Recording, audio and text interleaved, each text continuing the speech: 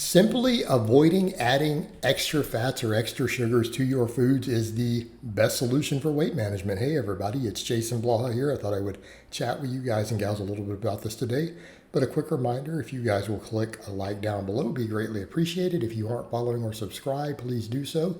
And drop me a comment down under the video. I would appreciate that. Thank you so much.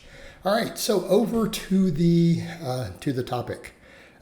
For some reason, this is lost on people. And I've actually gone so far in the past as to say, if we simply stopped adding added fats or added sugars to our foods, we wouldn't even have an obesity problem in America. Like, it would completely go away.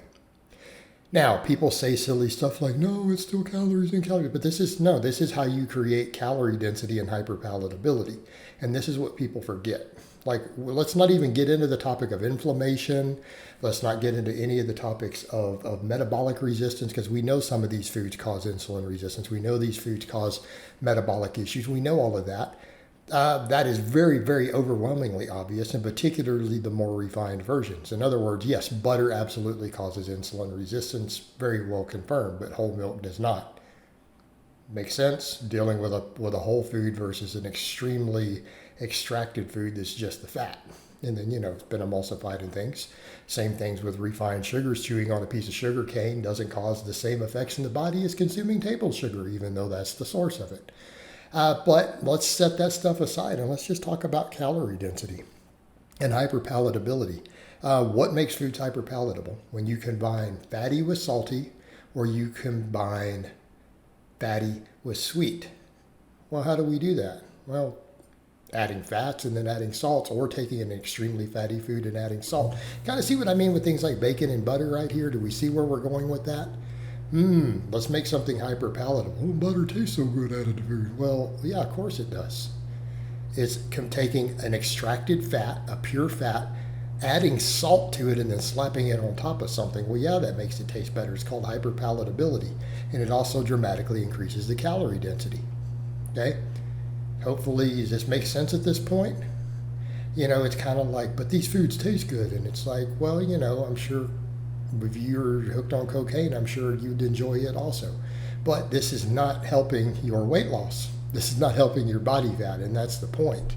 The same thing with adding the extra sweets. Well, we take foods and we add extra sugars to them. Well, if it was an artificial sweetener, it might add to the hyperpalatability, but at least it's not adding to the calorie density. So it's only a partial win. That's still a partial win. But that's the problem. We're adding large amounts of easy to overconsume calories and enhancing the flavor, making us want to eat more of it.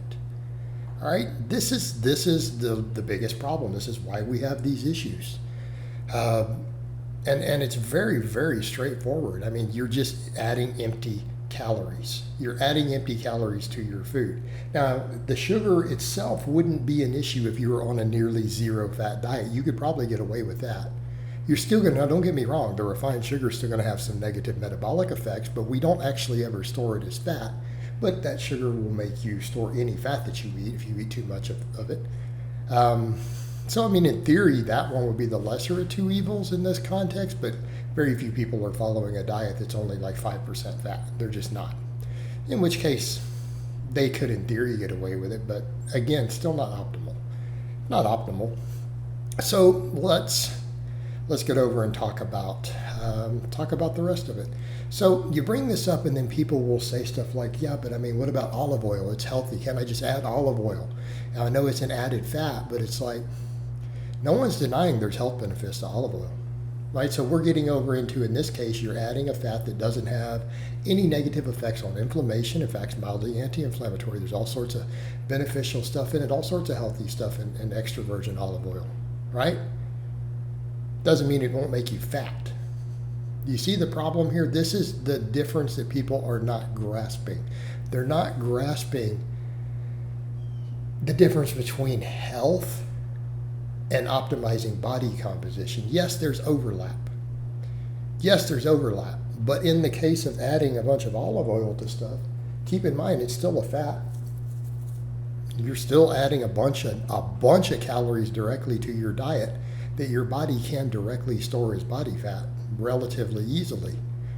And it's also going to be a fuel source that it can utilize instead of burning your body fat. So if you start going into calorie excess because of it, you're still going to get fat. And I don't care how healthy it is, right? You add enough olive oil to your, to your rice, it's going to start accumulating extra body fat, in spite of the fact that it's a healthy fat, in spite of the fact that it's rich in antioxidants, polyphenols. You're just adding a bunch of liquid fat to your diet.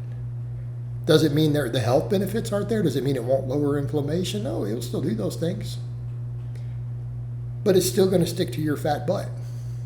Understand what we're saying here, guys? Hopefully at this point it's computing.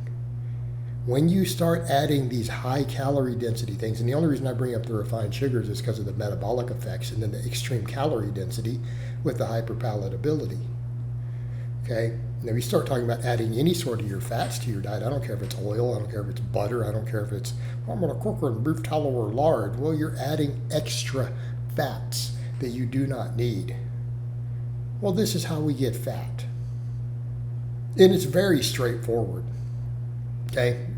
And yes, it's still about calories in, calories out. When you start adding a bunch of hyperpalatable, tons of extra calories, this is how we overeat. Now, the metabolic side will affect the calories out. Now, that's the calories in. Now, the other effects of some of the stuff will impact the calories out, of course. Metabolic effects, negative effects of some of these foods. But on this case, it's straight up hitting the calories in. You're just ramping the calories in up, particularly if it's in the form of fat calories. It's not beneficial. This makes people fat. Why would you do this? And you don't have to cook with any. These people say, I don't know how to cook without adding fat. Are you serious? I've been doing this for 25 years.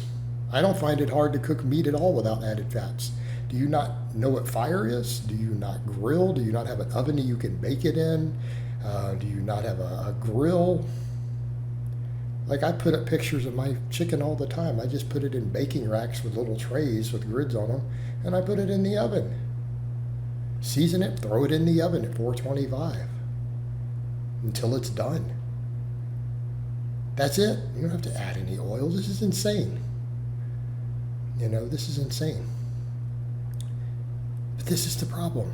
This is the problem. And people get so hung up into, well, I think this fat is healthy. Okay.